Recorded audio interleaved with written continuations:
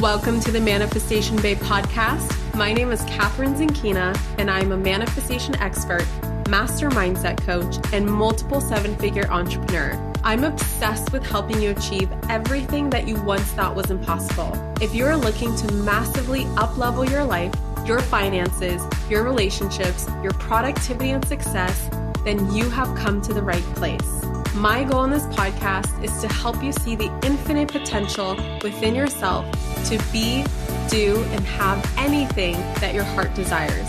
Think of this podcast as your weekly dose of mindset development to help you maximize who you are and where you're going. Leave it to me to provide you with the tools, the resources, the strategies, and teachings that you need to manifest a reality wilder than your wildest dreams. I know we're about to have so much fun together, so thank you so much for pushing play today. And now let's begin. Hello, gorgeous souls, and welcome back to the Manifestation Babe podcast. Today, I have a very special guest by the name of Brittney Harris, Brittney Harris is someone that was kind enough to share with me personally in the DMs over this weekend some of her beliefs about the spirituality and wellness industry that must change in order for there to be more diversity and for Black women to feel like they are well represented. Again, this conversation started with us in the DMs over the weekend, and I immediately felt inspired and called to ask if I could bring on Brittney onto the podcast so that she can share her ideas and beliefs and insights and action steps that we, especially as white women in this industry and all industries, of course, can take to create better, more diverse, anti-racist world.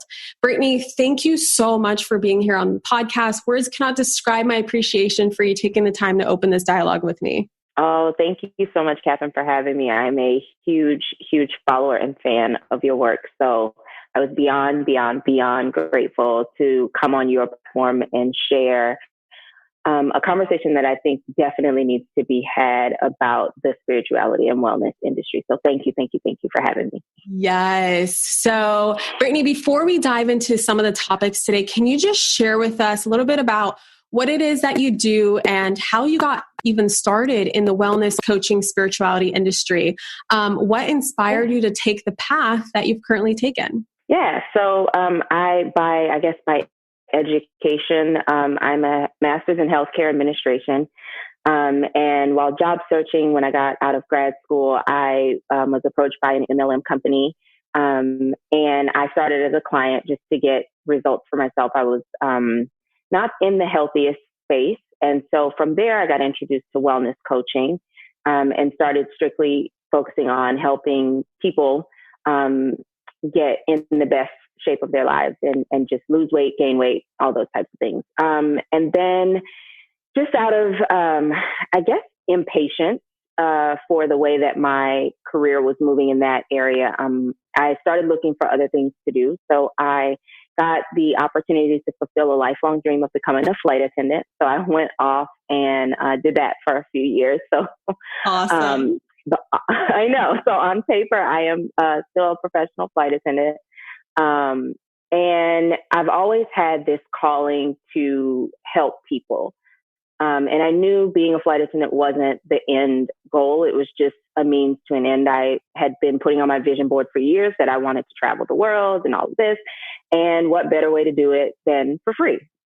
So I started that, but I always had this itch to get back into the coaching industry. And one of the best things that came out of being a wellness coach was me learning what personal development was and how to get my mindset found and just really explore my spirituality with myself and learning about my higher self and all of that.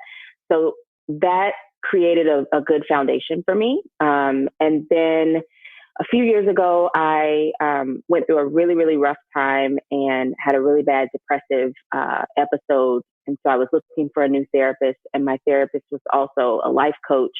So she introduced me to the Life Coach School by Brooke Castillo, and I started digging into that. And so that was in like 2017. Fun and fact. I was like a light bulb went off.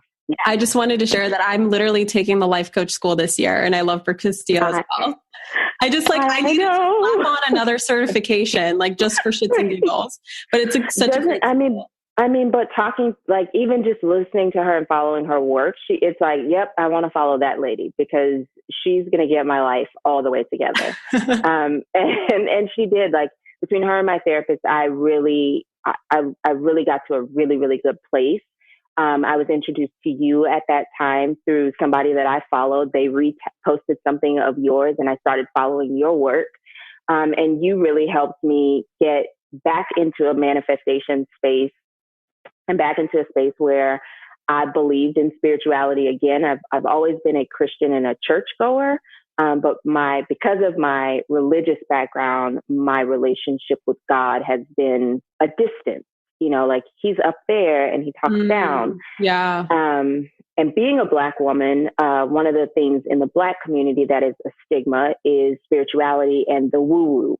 That's because you're not following Christ, and you can go to church for that. But in that period of starting in 2017, I was able to kind of break away from all of that and really decide what worked for me and what relationship I wanted to have with God, the universe, the divine, whatever you resonate with. And I was able to manifest certain things in my life by following, your practices and listening to your podcast and Brooke and my therapist and my own work. And then I came to a point where I was like, well, if I can do this, I want to help other people do this. And finding my voice and what worked for me in my spirituality and in my beliefs, intertwining the fact that I can be a follower of Christ, but still be very involved in what's considered the woo-woo world, that I could not share that with other women. So I had a very divine given download one night while I was on a layover, and Grace and Guidance, which is my life coaching company, came from that. And that's a whole nother story that would probably be another episode of how that came about. You shared just a little bit. Yeah, so it was I had just finished a super moon intention setting ceremony. I was on a layover, and I requested a room that was facing where I knew the moon would be, so I didn't have to go outside and all this stuff in the middle of the night. And so I finished everything, and I'm writing my intentions and what I want to release and all of that stuff. And I close my notebook and I lay in the bed to go to sleep. And I just start hearing this track of what I needed to do. And so I reached for my notebook and just started scribing. And when I woke up the next morning, it said, you're going to help women, Grace and Guidance. And what else was on the paper? It was three things. It was, you're going to help women, Grace and Guidance, and it's all going to happen, or something like that. I have it written down in one of my notebooks hidden away. And I was like, all right, yeah, cool, whatever. And then I went to Bible study 2 weeks later, and one of the girls who I'm really good friends with, I was sharing something and she just kept staring at me. And I was like, I don't know, do I have something on my face? What's wrong? And she came up to me at the end and she said, I didn't want to interrupt you talking, but God kept telling me I needed to speak up. And if I don't tell you this, I don't know what's going to happen. But God said that you are supposed to help women get to where you are, and you're going to be on video and you're going to be on TVs, and you need to do it. And I was like, that's interesting. And then I shared with her what happened when I went to sleep, and she was like, well, I don't know what to tell you, but it looks like you're starting a business. And I was like, wow, I'm starting a business. How long ago was this moment again? That was in August of, hang on, let me look in my phone because I have it written down somewhere. I love it. I love that you have all this written down. That's my favorite. I write everything down. I got a download this morning that I wrote down, and it makes no sense, but apparently I'm going back to school. They never make sense. So people don't get, they think that it has to make logical sense, but it makes sense when you move on a little bit and then look back, right? And in the future, looking back on the past. Right. Oh man, where is it? Oh, here it is. So that was it first started on January 1st of 2019. Mm-hmm. Amazing. And then February 6th at midnight So it was 12:34 in the morning, which if you add the numbers up, it equals 7. Ooh. And the angel number of 7 is spiritual awakening and spiritual enlightenment. Yes. Oh my God. That's so amazing. So that was only like a year ago. Yeah. Year and a half. I had been hearing it for like 6 months prior and just ignoring. And then I got slapped in the face in February. Yeah. And so I launched the company on Instagram on 11/11/20. Oh, amazing. Wait, 11/11/20. Uh-huh. That's November 11, 2020, but that hasn't happened yet. Oh, wait, no, sorry. 11/11/19. Got it. Okay. 11/11/19. I'm like, wait, that doesn't sound right either. I was like, are we time traveling right now? I'm very confused at what year it is. Like, hold on one second. Did 11/11/20 pass? I was so and 2020 has been like 12 years long anyway, so probably not impossible. Seriously though. Well, Brittney, I love hearing your entire story. You know, we talked in the DMs. We had a whole discussion, paragraphs written to each other. And you were talking about how you got a nudge recently while watching a training from a mentor of both of ours, that you're being guided right now to niche even further and to speak and serve to a community of millennial Black women. Can you speak, you know, you shared some of your like beliefs and stuff and insights that you have and like some of your findings. Do you have any new findings since this nudge? Because you mentioned how you have struggled to kind of find if this is even possible because there's so little representation of Black women as top leaders in the coaching, spirituality industry. And you mentioned how a few limiting beliefs came up for you. And I'm pretty sure that you're not the only one of these limiting beliefs. Like, do you mind sharing what those were and kind of sharing like, you know, your experience in working through some of these fears around niching yourself down in your business? Yeah, absolutely. So when I first got into the spirituality realm and just working for myself, out of habit, Black women, and I believe all people of color, we always look for someone that looks like us. Mm-hmm. Because in your mind, that tells you, okay, I know that a white woman can achieve this because there's thousands of white women that have achieved this, but there's not very many Black women or women of color in this space. So is it really possible for me, a Black woman, to fit into that space? And I didn't find very many. So because of my upbringing and things that have happened in my childhood, I look at everybody. And I was in, you know, predominantly white elementary school, middle school, high school, college. So I've always been the one of, or the few of. So I didn't mind trying to fit into that space, but there is always that subconscious belief of you are never going to make it this far or that far. So when I started the business, I didn't want to completely niche down to just Black women because I did not think that it was possible to serve just Black women and reach the level of success of someone, say, like yourself or Gabby Bernstein, where I'm on TED Talks and on these huge platforms speaking. And then everything kind of has been happening in society where we've had another, I hate to call them rounds, but it's like they happen in waves, another wave of Black men and women being killed by the police. And I had this nudge, like it started, but again, I'm the one that God has to, and the universe has to be like, hello, we're talking to you. And like practically tap me on the shoulder and say, I am speaking to you right there. Yes, you looking at me.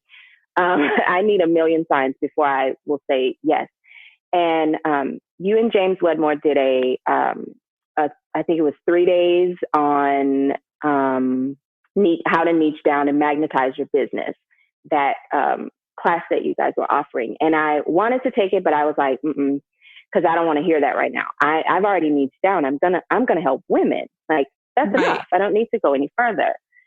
And then everything started kind of ramping up in our nation. And I was like, okay, I think I'm being spoken to and I need to listen. And I had a conversation with a good friend of mine who helps me with my PR and branding and marketing stuff. And I just shot her a text and I was like, I think I'm going to have to, like, I don't have a choice. I had seen a couple other it's funny how the universe will send you what you need to see over and over and over. And for me, that's the hey you, I'm talking to you. And I had seen like so many people in the business coaching arena were talking about niching down like all at once, and I was like, what is going on? Like everybody is talking about this. Like chill out. No, people are fine where they are. And then I realized that as a Black woman, there aren't any voices that look like me for me to turn to say, I've done this, now you can do it too. And you teach, which I'm so grateful for, a very, very powerful bridge to your manifestation. And I use that in myself when I'm looking at the industry as a whole. And I say, well, if they can do it, it might not seem possible for me, but if they can do it, they're creating a path for me. It may not be a direct path, but it's still a path. And that's something very difficult to overcome. I don't think it's singular to this industry. I think it for Black children and Black people as a whole, it's across the board. It was really hard for us to think that we could be president until Barack Obama became president. Right. But even still, he's the only one. So it's like, well, it's possible for him, but is it possible for me? Right. Because it's so few and so many. Exactly. And so trying to overcome that and trying to reframe that thought into something that is believable for the subconscious of a Black woman is something that I'm still struggling with. It's something that I work on, and I have to consciously work on when I'm sitting down and I'm writing my goals. I have it down, which I'm sure most of your listeners of color do. You know, we have it down where we can write it and we can put it on a vision board, and you can continue to say it and say it and say it and say it and say it. But the part that makes it stick is believing it. Right. And that's where it gets tricky, because it's difficult to believe. Yes. All the time. Right.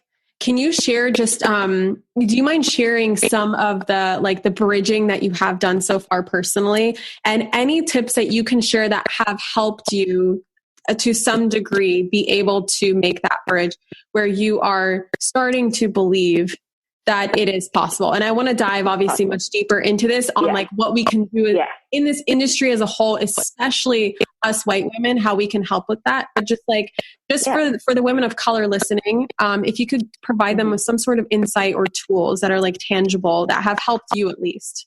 Yeah. So for me, what has helped is to find the non-cookie cutter white woman to follow. And that would be, for you, that's me. For me, that's you. Because you're so open and so transparent about your life, I know about your history. I know about how you got to where you are. And it hasn't been a silver spoon. It hasn't been an easy path. And so while our struggles are different, right, and our struggles are not equal, you still have had to struggle to get where you are. And so I would strongly encourage any woman of color or Black woman that's listening, find leaders that are in the industry that you want to be in that have not had it easy. It doesn't negate the fact that they're not a person of color or that they're not a Black person, but it does help your subconscious to recognize struggle to struggle and difficulty to difficulty. That's been really huge for me, because it's easy for us to throw our hands up and say it's not going to happen for me when the person that you're looking to for guidance or for the footsteps to follow behind has a rich parent or a rich uncle, or they've come from a life of privilege. Another thing that has helped me is really saying I might not see it now, and it might take a little bit longer, but it is still possible for me. And my bridges are like not perfect. I'm still working on like how to get that wording right so that it clicks in my subconscious. But I don't shy away from trying to figure it out. And I think a lot of people of color, they just give up. I did it in the MLM that I was in. I just stopped because I was like, this is not working. It's not for me. It's never going to happen for me. It's going to take me twice as long. I can go use my degree and make the same kind of money or have the same kind of success, knowing that it's still going to be the same work. It's still going to be the same struggle. But it's something about when you're in business for yourself and you're trying to make these big dreams happen, it's a lot easier to give up on that. And so my advice would be just keep going. If you need, one thing that I had to do was change how my friends around me spoke. My Black friends and my friends of color. I don't allow any of my friends to call themselves broke. I don't allow any of my friends to say I have a negative mindset about money. If they do, don't talk to me about it. Those conversations are off limit because I know what my subconscious already believes and what it feeds into. And so once you identify what your subconscious already believes to be true, what it feeds into, it's on you to get that stuff from around you. And if you don't, you're screwing yourself. And you have no one to blame at that point but yourself, because your friends are going to be your friends and they're going to say what they want to say. But it's up to you to cut the conversation. And I have told girlfriends to shut the fuck up, stop talking. I've walked away and they get mad at me and they're like, well, we can't talk about that around Brittney. I'm like, you goddamn right. Because in my house, this is what we talk about. This is where I'm going. And I speak that stuff to myself all the time. I live in Studio City, California, and I live around $1 million homes. And I walk around and I look at every single house that is for sale. And I say, I don't like this about that house. I don't like that about that house, but I love this house and I like this one. And I'm designing the house that I want. I am feeding myself with, regardless of their color at this point, because that's not going to change overnight. Right. We're not going to wake up tomorrow and there's going to be 1,000 7-figure business owners that are Black or a person of color in the spirituality realm. But what I can do is take the nuggets and the lessons that I'm learning from the white women that are in that space and apply it to my life so that I can say to myself repeatedly throughout the day, I am going to be up there with them. I am going to be up there with them. I am going to be up there with them. They are going to be my friends. They're going to be my peers. They will be coming to me for advice. And you just have to keep repeating that to yourself. Yes. Oh my God. I love all the insights that you shared. I wanted to speak on a very obvious gap in the bridge that, of course, we as white women can absolutely do our part with. And we have so much to contribute to this. I mean, it's been so eye-opening. And I was talking to Brittney privately before we started recording this, how I, for the longest time, did not understand white privilege. I've heard the term so many times in the last couple of years, and I just didn't understand it because I thought what it meant was that the reason, how we apply everything to ourselves. So I gave it meaning to myself and being like, I just don't get it because I have struggled. I've been through poverty. My parents are immigrants, like so many hardships I have seen personally. I have trauma in my past, all of this crap. And I couldn't accept the fact that like there's so many people out there, or just like the belief of, or the concept of white privilege is that I got here just because of the color of my skin. And then finally it clicked for me. And I shared this on the podcast right before this one, where I was like, oh my God, Brittney, it finally clicked for me, where I realized that white privilege isn't saying that white people don't have struggles. White privilege says that the color of your skin was not one of the things that contributed to your struggles. And that's something Absolutely. That Black, Indigenous, people of color, women and men do struggle with. And that's a gap that is contributing to this, belief system around like, we can't be at the top. Right. And, right.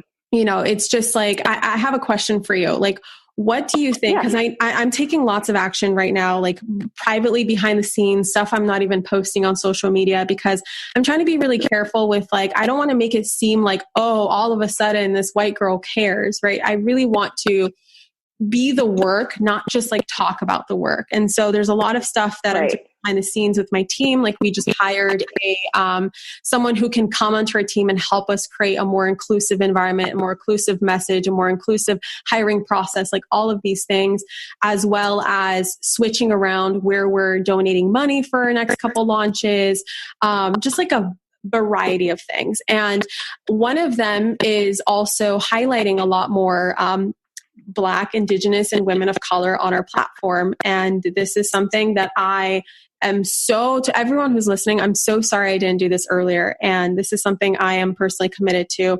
And I was curious to hear from you, Brittney.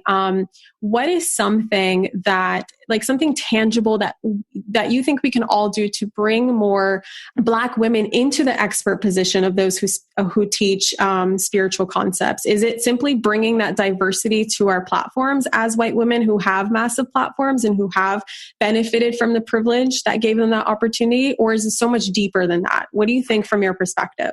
So I think that's a twofold thing, right? So the first thing is what you're doing, which I 1000% applaud you on, is bringing awareness to the Black, Indigenous, and people of color faces that are in that space that are not recognized, just by announcing it to your audience, because right now they are the unknowns, right? And nobody is we live in an age where no one is really going to listen to the person that only has 200 followers, because you're new to this. You don't know what you're talking about.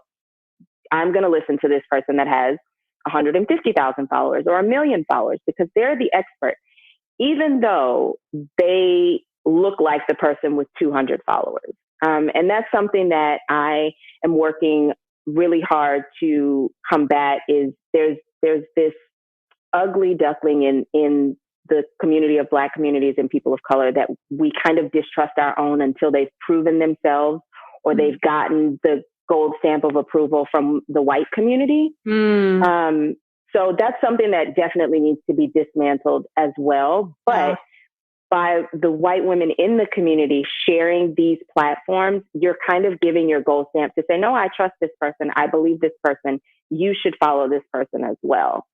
So I think that is absolutely the first step, is finding ways to expose these women and men that are in this space to your existing communities and really putting your support behind them. Things like this, having me on your podcast, having other women of color on your podcast, having them write the foreword for a book or something. It may seem small, but anything that gives what they're saying and what they're doing validity in the white community, because we're in an age where that still does matter. And it's still necessary and needed. I think the deeper portion of that is on both sides of the spectrum. So it's on me to get the certifications behind my name that I need, that give me the confidence to speak in the spaces that I want to be in, because I can't come ill prepared. I have to, because I'm a Black woman, I have to come overly prepared for the space that I'm being welcomed into. One, to prove it to my own people that I deserve to be there and that they should listen to me. And two, to prove to the people who don't look like me that I deserve to be there and that I deserve the respect and the same monetary gains, the same notoriety, the same publicity and popularity. So there's that, but that's on me to make sure that I get into the courses that I need to get into, get the certifications that I feel like I need to. But then it's that, to go along with that, it's up to white America to make sure that those spaces are accessible for the people of color, because we can't really afford a $13,000 certification course. I want to take it, but I don't have the funds to do that. And even with the payment plan, it's still not feasible. And that's not to say that we deserve a handout or we deserve a discount or we deserve anything like that. But the industry as a whole has this elevated price ticket, I guess, for lack of better words, of because it's so up here, like, and I'm motioning my hands up in the air, but it's up in the higher echelons. I keep forgetting we're on a podcast sometimes. It's okay. I do the same thing. I talk so much. Like, if people only knew how much I talk with my hands, like during a podcast, it's like, I'm trying to show you guys what I'm talking about. I want you to feel my energy. But it's up in the upper echelons, and that's great. But this goes back to the education gap. Another episode within itself of why there's so few people that have higher degrees of education, because it's not feasible. Mm-hmm. And no matter how much you want it, like, you're either going to sit in debt, that's me, sit in student loan debt so that you can get it to prove that you deserve to be there, mm-hmm. or you try to do all the work without it and get distrusted the whole way up. So I don't really have an answer for how we bring those things back down to where they're affordable, to where they're accessible, without saying you need to give Black people a discount or you need to give people of color a discount, because that's not the answer. We are not asking for any type of handouts. We are willing to do the work to get where we need to get. But it's very difficult for me to say, come trust me as a life coach, when I'm up against 10 white women that have NLP, 1 master, 2, 3, 4, 5. They have all of these certifications behind their name, because if I, as a consumer, when I'm looking at it, I'm one of those consumers that's like, okay, well, where am I getting the most value for my money? Yeah. And where am I going to get the most benefit and the most precise direction for what I'm trying to do? And sometimes that is with the person that's more certified. So then that leaves out the people of color that are trying to build these 7-figure businesses, but we can't get there without the assistance of our white counterparts just leaving a crack in the door. So if that means you launch your program twice a year and one of those, the price is reduced for everybody, then you open the doors for people to get in. I took several courses during COVID because the price was lowered, because it was COVID. And I had been eyeing for years, but I couldn't afford because I had other priorities that needed to come first. That is very eye-opening, Brittney. Thank you for sharing that, because that's something that I have been thinking a lot about in the last week. I've seen in the past, I've seen it like 2 or 3 times now in the last year, where people have offered special pricing for marginalized communities. And I was asking my team member, my integrator, Londa, yesterday, because we hired a consultant to come on, and we have a million questions for her, of course. She's a woman of color. She's a Black woman, and she'll be helping us create a more inclusive environment internally and externally, not just like the front facing, like, look at us, this is what we're doing, but like really taking a hard look at like how we run things internally as well.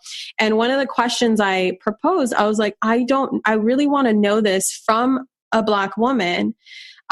Is that part of the solution, and or is that offensive? Offer special pricing for marginalized communities where you're charging, let's say, white women $2,000 for a program, and then you're creating a special pricing, like let's say it's 50% off, like $1,000 for a program. And I'm just speaking for my own programs. I don't know what prices you guys have, but like my prices are $2,000 and $1,000 for now. And so is that like, does that help? Is that offensive? Like, for some reason, for me, I struggle with this because I'm like, am I saying like, hey, I don't think that you could ever afford this? Or is that actually helpful? Like, is it actually helpful to be like, you know what? You have been oppressed for hundreds of years and you deserve as much help and as much of a head start as freaking possible for the next 400,000 or 500,000 years. Can you just shine some light just from your own perspective? Like, I've never been able to ask this question, and I'm sure a lot of us white women have this question.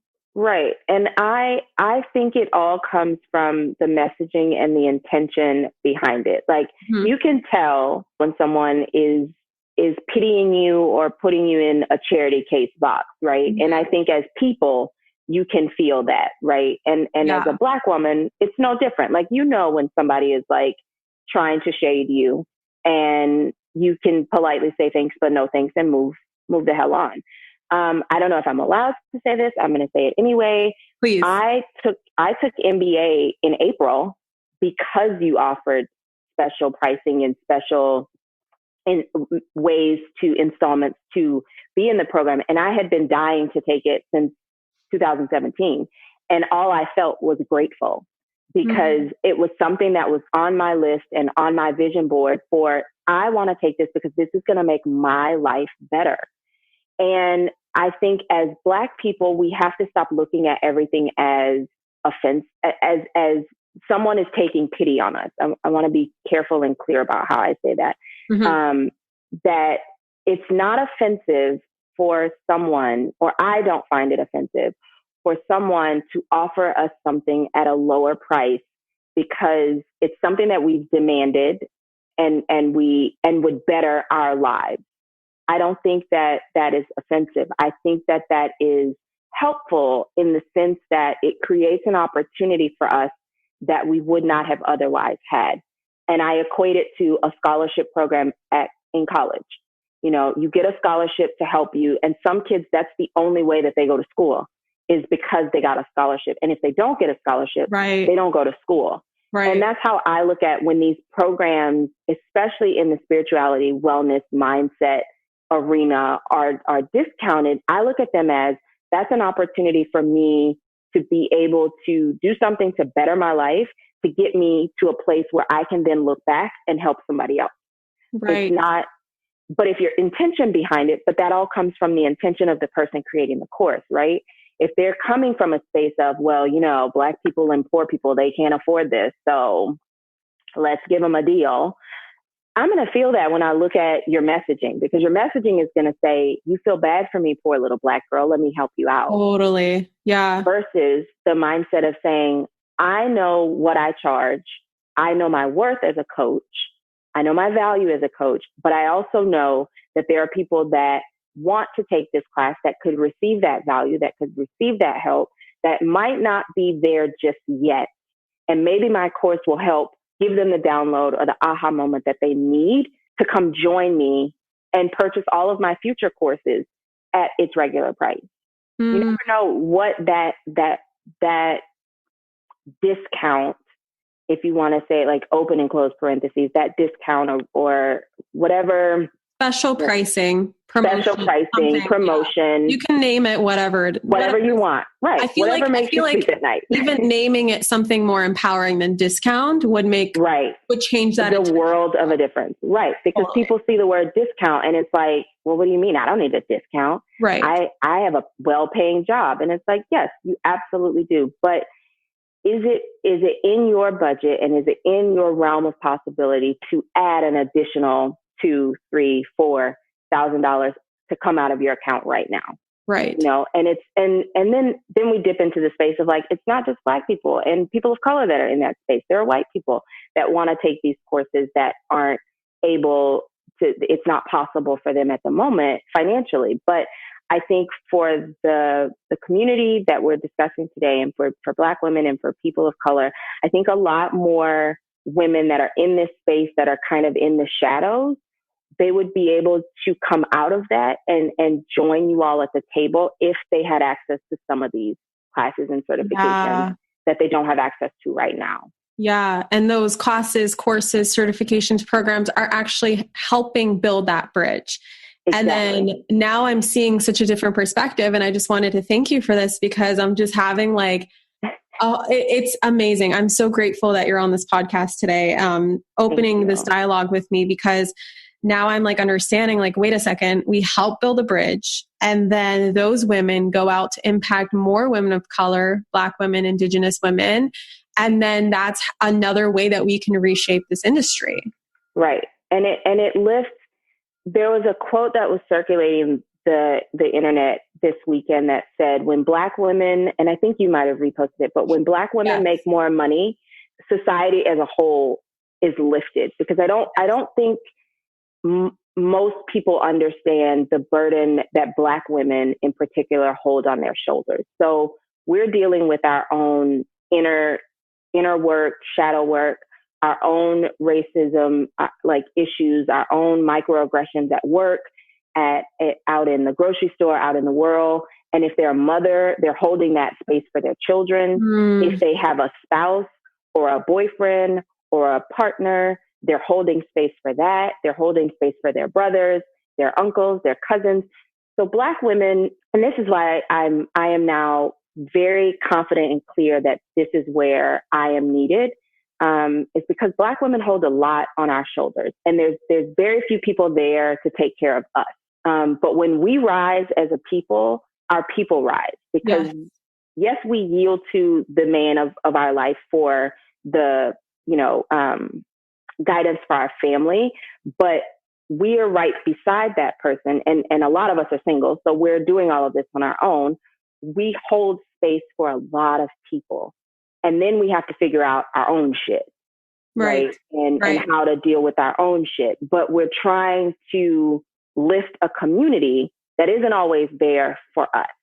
And so when you start to elevate the Black woman and empower her and put her in a space of financial abundance or financial freedom and time freedom and mental freedom and just clear space for her, she can pick up everybody that she's holding, which are our children, our men, our community, our white friends, our friends of color, because at the front line of every single debate, regardless of,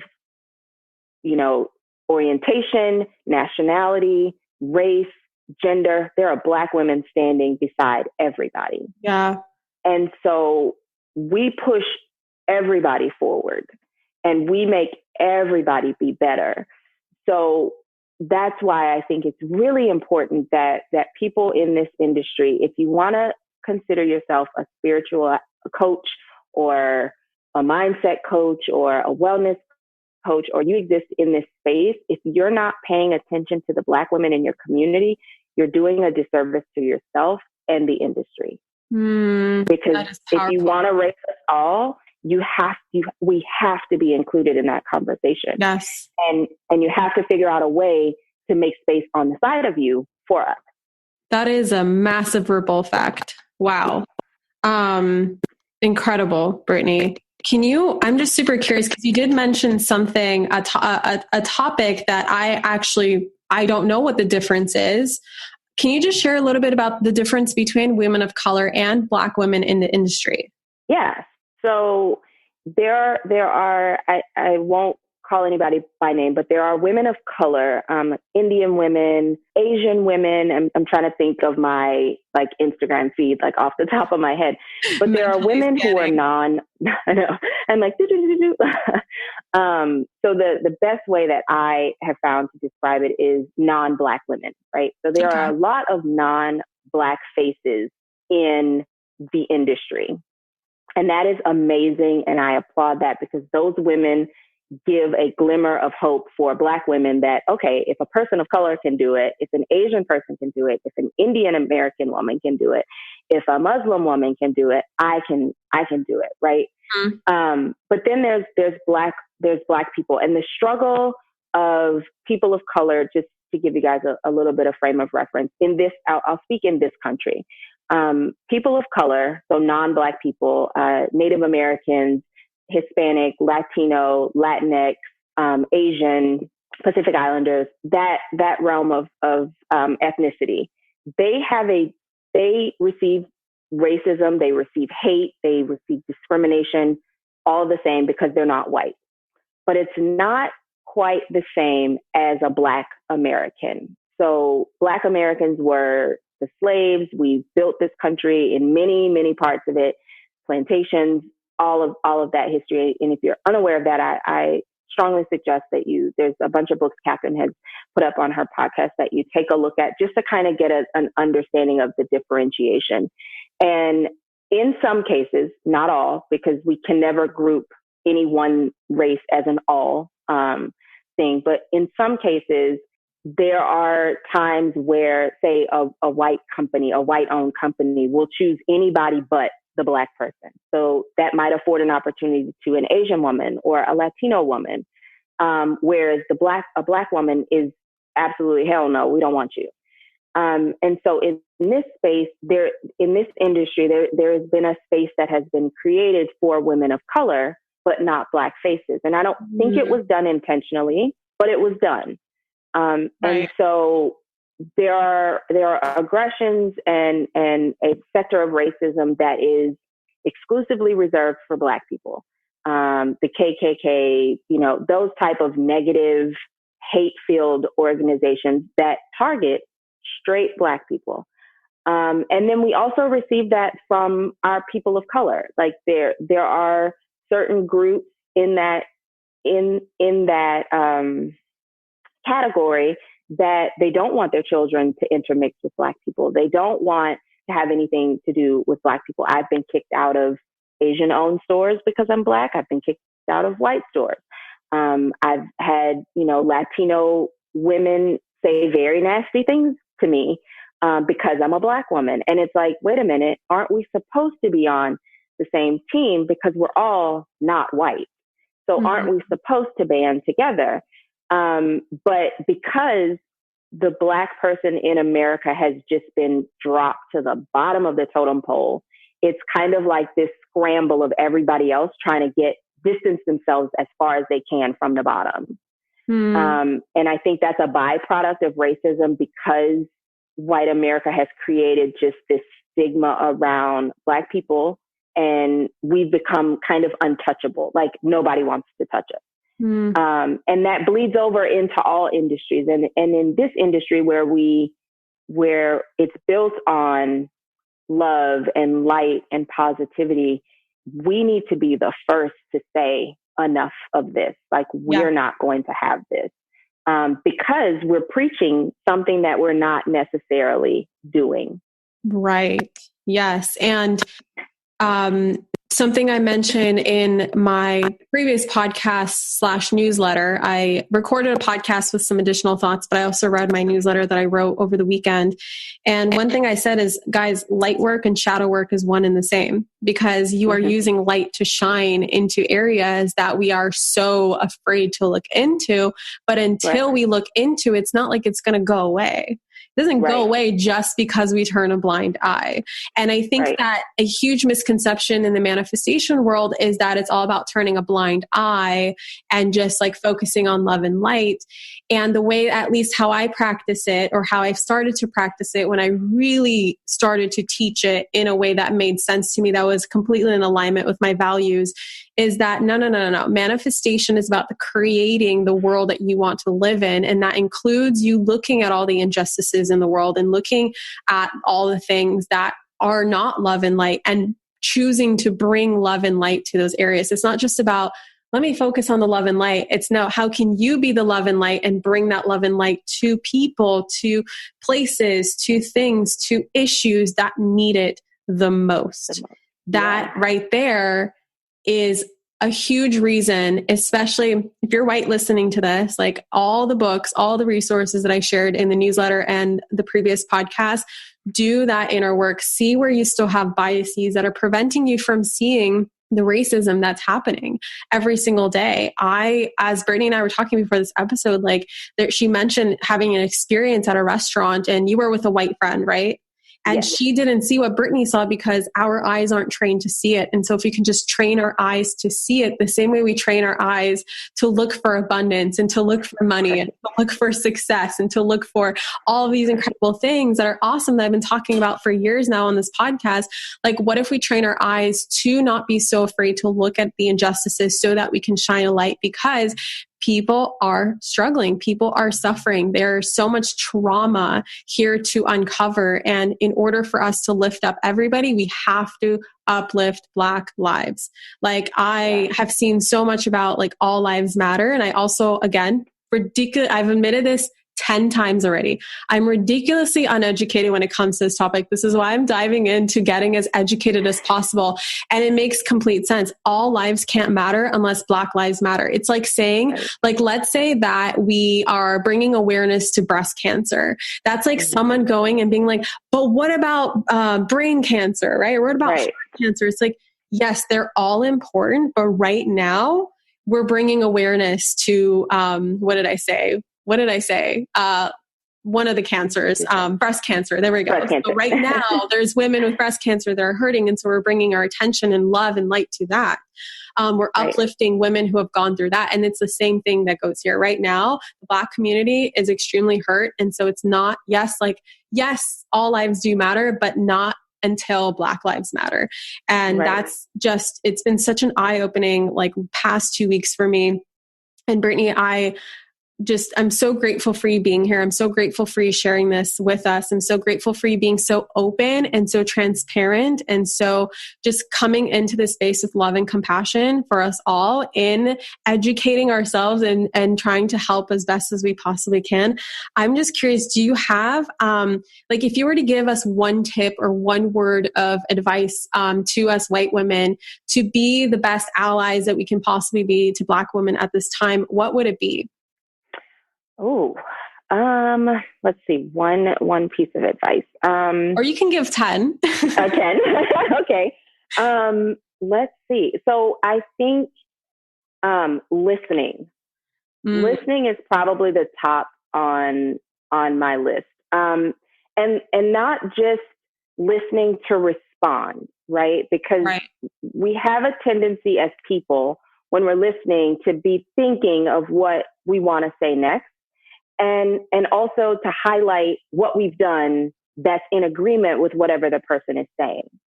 And if you're having this conversation with someone that you love and trust that is Black, they already know your heart. They already know what you're doing. They've already seen it. They've already seen your post. They know. What you're sitting there having the conversation about is for you to just listen with open ears and an open heart to say, okay, I want to hear about your experiences. Just like we were sharing candidly earlier before we got on today. Just listen, because there's a lot that happens that white women and white people in general don't know that happened, that your Black friends will not tell you about unless you ask or unless they've just had enough, right? And so if you listen to what they're saying, then go back and think about that. Think about how you may have maybe done some things or maybe seen some things like that. Then go back to the conversation and say, okay, I've processed what you said. Let's talk about how I can help. What action steps can I take? I cannot tell you the amount of times I've had someone that I've known for a while jump in my DMs over the last week and say, tell me what to do. Tell me what I can do. Big mistake. And it's like, it's not on me. There is Google, there is Siri, there are Alexa. Like, there's we have so much freaking, and this goes to anything, guys, like anything, like how to build a business, how to do this. Right. We are living in the age of content overwhelm. And yes, like, I so appreciate you being here because I can get personal experience from you, but I'm not expecting you to educate everyone, right? Please do not bombard Brittney and her DMs and ask her questions. Please do not do that. I'm going to put that disclaimer out there. Like, give her the space, go and support her, go pay her for her work, go reach out, like, offer some love and positivity, of course, but like, don't ask questions that can easily be Googleable, or especially that you can read in a book that's already been written. Right. And I'm not opposed to open conversations. Like, I've seen a couple of my friends have like said that on their social media explicitly, like to their white friends, like, hey guys, I love you. I know your heart. I know who you are. And I am open to conversation. What I'm not open to is schooling you or taking you back to history class. There's a huge difference between let's talk about what you've read and let me pull out my whiteboard and draw it out for you. Right. Right. And I think that's number one is do your own research and then listen. Listen to the people in your lives. Do not mitigate or try to mitigate what they're saying to you because you don't understand it or because you haven't seen it. Just listen. And that opens a door of the conversation because then that allows me as a Black woman to kind of relax and say, okay, I can share this with you. I don't know if you know what you just asked for, and you're probably going to cry and you're probably going to be brokenhearted. You're probably not going to have a very good day after we finish talking. But you have opened a door that I can now kind of lower my guard a little bit because we go into situations, and I had somebody challenge this thought, and I'll take you guys through it really briefly. But I had someone on my Facebook that I've known for, I don't know, probably 20 plus years. I've known him since middle school. And he came on one of my statuses and said, well, it sounds like you just want to hate all white people. Oh, geez. And I said, So because I'm sharing my experience of when I was 10 or 11 and was called the N-word for the first time, you got out of that I hate all white people. Good job on reading comprehension. You definitely paid attention when we were in school, right? So go back to middle school. Go back and just start all over again. But I shared that experience on my Facebook because I wanted my friends that were listening to understand that at a very young age, I was taught to distrust white people. That doesn't mean that I never trust white people, but it means that I approach every interaction with a white person with a guard up, with my hand out, and I have to feel you out first because I don't really know how you're going to behave because no, not all white people are like that, but there are more that are than you would believe. Yeah. There are more that come up to me and say, can you afford that car? Or how did you afford that car? How do you afford to live in that neighborhood? And it's little things like that that will completely shut a Black person down from sharing their experience. And while you may see it as a harmless question that you might ask every person in your life, which is inappropriate, by the way, if you do that, but it's very tacky. But there are people that, that ask that to everybody. But then there are people that only ask those type of questions to people of color and to Black people. And so you have to understand that we come into situations guarded because we're afraid and because there's an underlying record player going in our mind, whether we want to acknowledge it or not. But there's an underlying record that says this could go left at any moment. This could go left. You're not safe. This could be a problem. So to all the coaches out there that are listening and you have Black students, keep in mind that, yes, they're fighting the battle of trying to reprogram whatever you're teaching in your course, but they're also trying to shut up that voice in their subconscious. And they may show up happy and professional and love and light. And on the surface, they look like nothing is wrong. But we walk out of our door saying a prayer of protection over every single person in our lives. We walk out of the door deathly afraid of the police. We walk out of the door with this notion of, am I going to go in a park and try to bird watch and have the police called on me because I'm Black? There are little things like that that are constantly running in the subconscious of your Black friends and your brown friends for that matter. But your Black friends are afraid that that's going to happen. And that's why you'll notice, like, if you've ever met a Black person and they're like, hi, they're very nice, they're very polite, it's a great experience. And you walk away and you go, that was a really nice person. Like, they're so fun, they're for this. And then you say, well, let's meet up. And they never initiate meeting up. It's because they want to see, are you going to stay the person that I met? Or are you like those other people? Are you just trying to find another Black friend so that you can, in moments like this, you can say, but I have a Black friend. Right. I have Black friends. And so I think I kind of veered off from where you were steering our conversation, but I hope that this helps in just seeing that when you're speaking to your Black friends or you're trying to make Black friends, and if you don't have Black friends, you need to get some, get some quick. Because listening is step one. And let me try to redirect myself. So listening is step one, right? And then step two would be, like you said, Catherine, really taking the time to look at your own bias, where it may not be something as blatant as calling the police on someone, right? But choosing not to drive in a certain neighborhood because it's only Black people, right? That's a bias. Right. Choosing to cross the street when you see two Black men walking together on the sidewalk, that's a bias. Side-eyeing someone because they're in an interracial relationship and you don't approve, that's a bias. Like, there are all of these little things that we don't necessarily notice.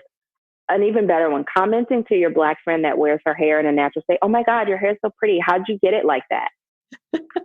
Yeah. Born this way, baby. I wet it. And that's my answer is I wet it this morning or I washed it. I'll say one of those two. But just little things like that they may seem harmless. Yeah. But it's not harmless because I was told by my job that I couldn't wear my hair in my natural state because it's not professional. Oh, So then it becomes a continuation of this story that may not have been created by the person in front of you, but it's a story that was created by someone that looks like them. And I don't know you well enough to know your intention behind your question, no matter how nice you say it. And so that's the two big things that I would say are really, really important. The third one is, like you said, do your own research. There's so much out there, especially right now, of where to turn to get the basics. Yeah. Right. Because there's a lot of history that's not taught.